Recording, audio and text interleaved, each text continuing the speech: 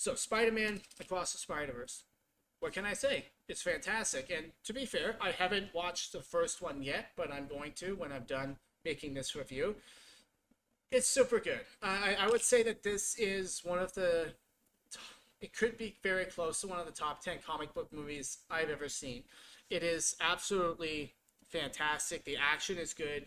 And as someone who's interested in becoming an animator, God, I love the visuals on this movie. In fact, I what time is it? I might run back to the theater and watch it tonight.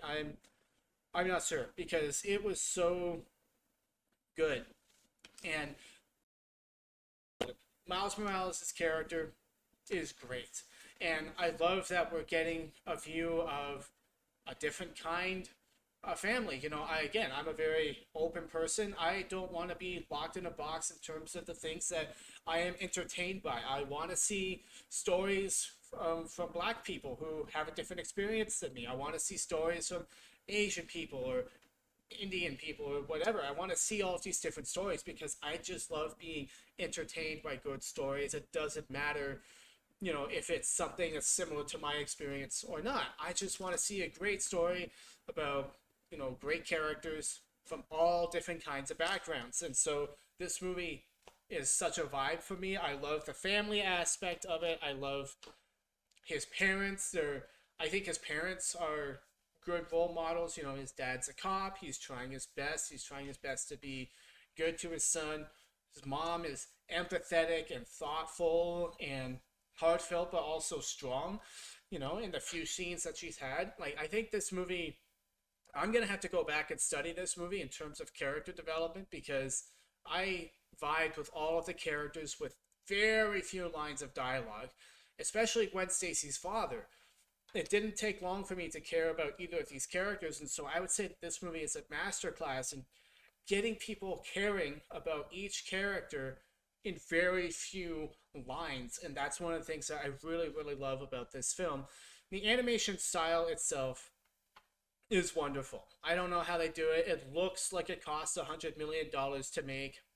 My goodness, the rendering and the constant the work that has to be done to make this film is so daunting. It makes me scared to even start becoming an animator, but I'm gonna anyways. And I think it just comes down to the characters and their desires and the core conflict of the movie that we get to near the end or in the middle is really, really compelling because both sides make sense. And I think that that's one of the best ways to have a conflict is where you can empathize with and understand both sides of the argument. And I'm not going to give you any spoilers in this video. I might do a spoiler discussion later, but man, I was like, oh, well, this is a good idea, but that's also a good idea. I understand both.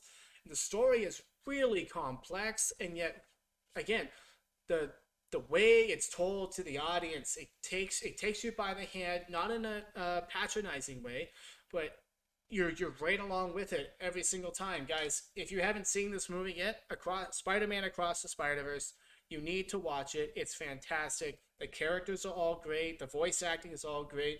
Like, this is the top 5 movie of the year.